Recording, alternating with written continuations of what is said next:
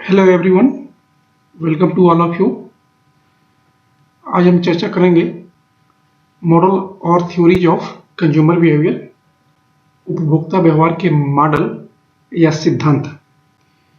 इसको हम motivational model और थ्योरीज के नाम से भी पुकारते हैं, प्रेरणा मॉडल या सिद्धांत। तो आइए हम इसकी चर्चा करते हैं। मोटिवेशनल मॉडल और थ्योरीज, प्रेरणा मॉडल या सिद्धांत। उपभोक्ता कब, कैसे, कहां और क्या क्रय करता है, इसका पता लगाना आसान है, लेकिन उपभोक्ता क्यों खरीदता है, इसका पता लगाना अत्यंत ही कठिन कार्य है। उपभोक्ता के मन का पता लगाने के लिए या उपभोक्ता क्यों क्रय करता है, इसका पता लगाने के लिए विभिन्न मॉडल या सिद्धांत का विकास किया गया है, जिनमें से प्रमुख मॉडल या सिद्धांत इस प्रकार से हैं। सबसे पहला मॉडल को देखते हैं, इकोनॉमिक मॉडल, आर्थिक मॉडल।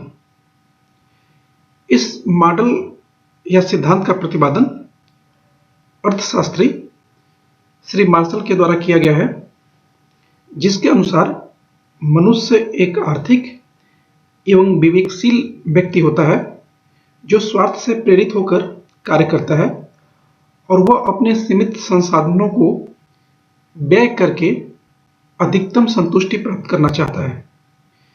इसलिए वह उचित मूल्य पर ऐसी वस्तु चाहता है जो गुणों से भरपूर हो, सरल हो, मजबूत हो, सुंदर रंग एवं डिजाइन में हो।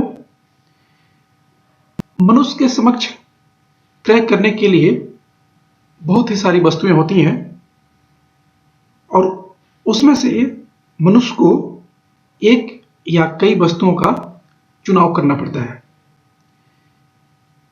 व्यक्ति से यह आशा की जाती है कि वह किसी वस्तु का चुनाव विवेकपूर्ण ढंग से करेगा। यह सिद्धांत तो वास्तव में इस मान्यता पर आधारित है कि नंबर 1, मनुष्य सीमित साधनों से अधिक संतुष्टि प्राप्त करने की इच्छा करता है।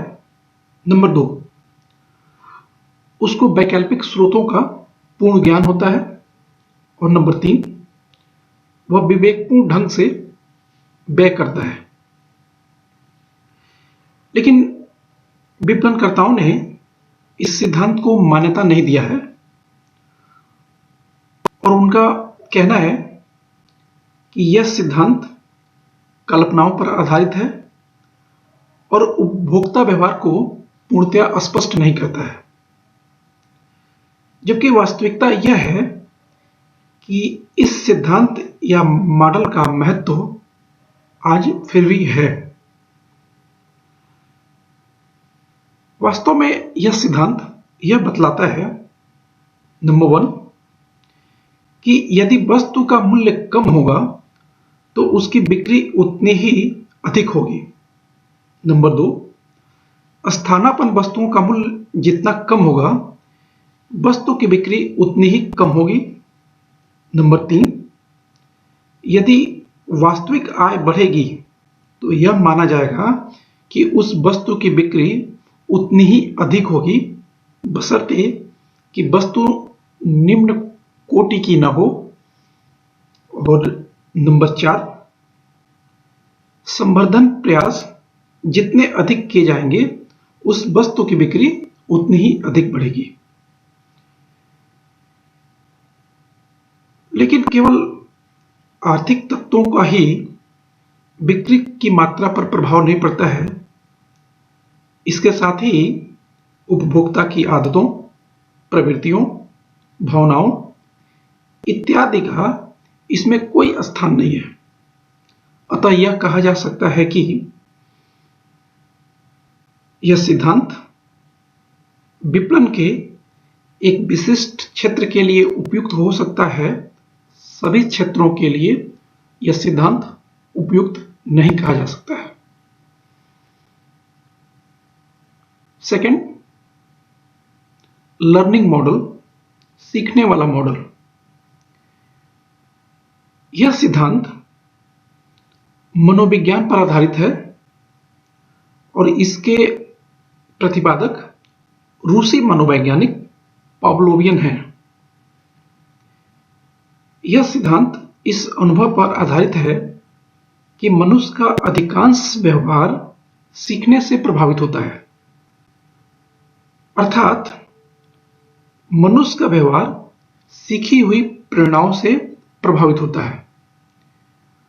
उन्होंने यह मॉडल अपने कुत्ते पर किए गए परीक्षण के आधार पर बनाया है। वे अपने कुत्ते को घंटी बजाकर बुलाते थे और उसको खाना देते थे। धीरे धीरे उस कुत्ते की यह आदत बन गई कि वह प्रत्येक बार घंटी बजाने पर आ जाता था, चाहे उसको खाना दिया जाए अथवा नहीं। बाद में उन्होंने इस अनुभव को अन्य जानवरों के ऊपर करके व्यक्तियों पर बढ़ाया, जिसके परिणाम स्वरूप उत्तेजना उत्तर मॉडल, स्टिमुलस रिस्पॉन्स मॉडल प्रस्तुत किया गया। यह मॉडल 4 विचारों पर आधारित है। फर्स्ट, ड्राइव, प्रेरणा। इसको आवश्यकता या प्रेरणा कहा जा सकता है। यह प्रेरणा व्यक्ति के अंदर से उठती है और कार्य करने के लिए उसे प्रोत्साहित करती है। सेकंड, क्यू, मनोभाव। मनोभाव से अर्थ उस कमजोर उत्तेजनाओं से है जो कि वातावरण में उठती हैं या व्यक्ति के अंदर से उठती है और जो कब, कहां और कैसे का निर्माण करती है। नंबर थर्ड, रिस्पॉन्स, उत्तर। उत्तर से अर्थ मनोभाव के प्रति मानव की प्रतिक्रिया से है, लेकिन यह प्रतिक्रिया सदा ही एक मनुष्य में एक सा नहीं होता है। यह तो उसके पिछले अनुभव के आधार पर निर्धारित होता है। नंबर फोर्थ, रीइंफोर्समेंट, पुनर्उत्तेजना। यदि उत्तर उचित रहता है तो वैसा ही मनोभाव सामने आने पर पुनरावृत्ति की प्रवृत्ति पाई जाती है। अर्थात किसी उपभोक्ता को कोई वस्तु अगर अच्छी लगती है तो वह उपभोक्ता उस वस्तु को तब तक क्रय करता है जब तक कि उसका मनोभाव उस वस्तु के प्रति बदलता नहीं है। वास्तव में यह सिद्धांत पूर्ण नहीं कहा जा सकता है, लेकिन फिर भी विपणन में लाभदायक है। यह सिद्धांत यह बताता है कि वस्तु में क्वालिटी अवश्य होनी चाहिए, जिससे कि ब्रांड को पुनः क्रय करने के लिए उपभोक्ताओं में उत्तेजना बनी रहे। Number third, psycho analytic model, मनोविश्लेषणात्मक मॉडल। यह सिद्धांत भी मनोविज्ञान पर आधारित है और इसके जन्मदाता फ्रायड हैं। उनका कहना है कि संसार में प्रत्येक बच्चा कुछ स्वाभाविक आवश्यकताओं को लेकर आता है, जैसे यौन संबंध, लेकिन वह उनकी तृप्ति नहीं कर पाता है और शीघ्र ही यह समझने लगता है कि उसका संसार से संबंध विच्छेद हो गया है, लेकिन फिर भी वह संसार पर निर्भर रहता है। वह अपनी आवश्यकताओं की संतुष्टि के अन्य साधनों का विकास करता है, लेकिन अपराध व शर्म की भावनाओं के कारण वह अपनी प्रेरणाओं को दबा देता है, जिससे कि वह सामाजिक मान्यताओं के अनुरूप कार्य कर सके, लेकिन इतने पर भी उसके अंदर मूल आवश्यकताएं बनी रहती हैं।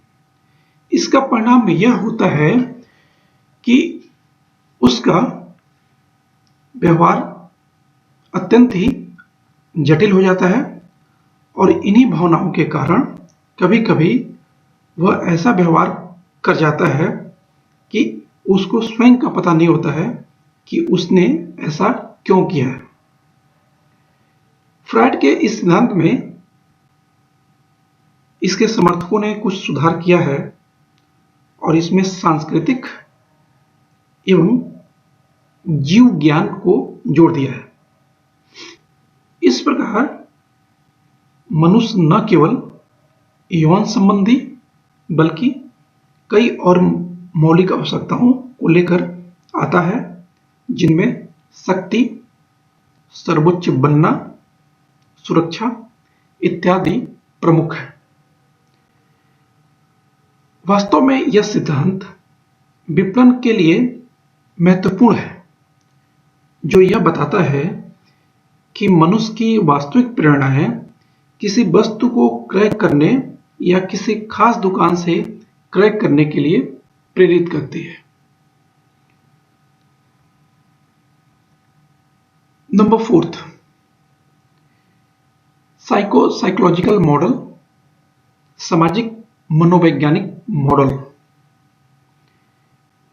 यह मॉडल समाज एवं मनोविज्ञान पर आधारित है और इसके प्रतिपादक वेबलन हैं।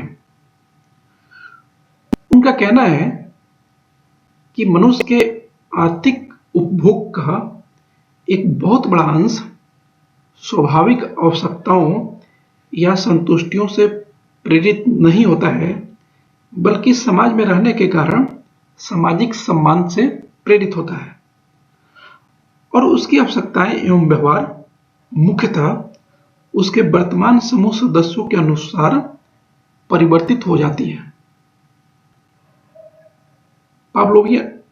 वेबलन का यह कहना है कि समाज में एक वर्ग आराम पसंदगी वालों का होता है, जिनका अनुसरण समाज के अधिकांश सदस्यों के द्वारा किया जाता है। यदि किसी व्यक्ति का पड़ोसी कोई गाड़ी खरीद के लाता है, तो वह व्यक्ति भी धीरे धीरे गाड़ी को खरीद लेता है।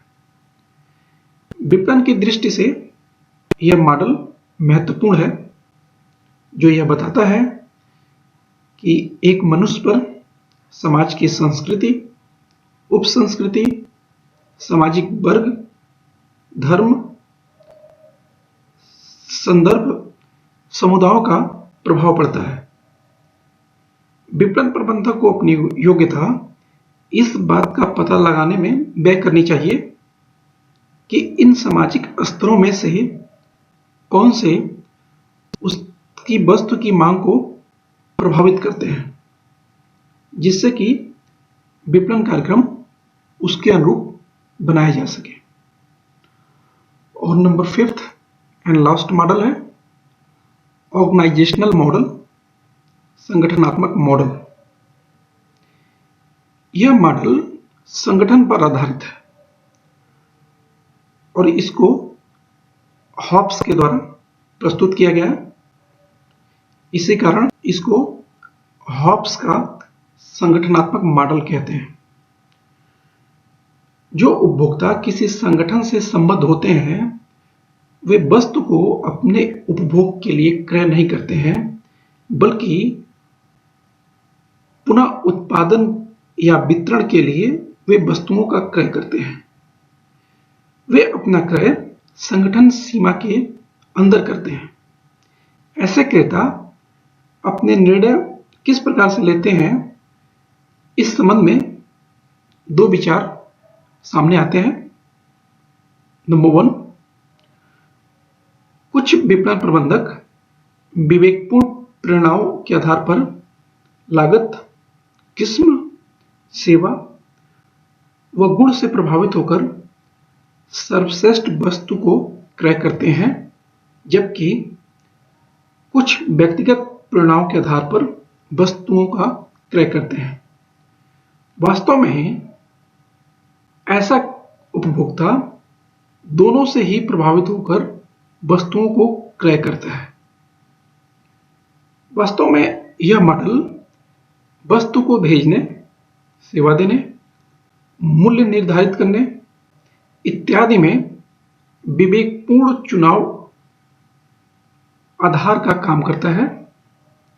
इसमें व्यक्तिगत प्रेरणाओं को महत्व कम दिया जा सकता है। तो इस प्रकार से मोटिवेशनल मॉडल और थ्योरीज में ये 5 प्रकार के मॉडल्स को हम लोग ने देखा है यहाँ पे। फिर नेक्स्ट टाइम मिलते हैं नए टॉपिक के साथ। तब तक अपना ध्यान रखें। Thank you so much.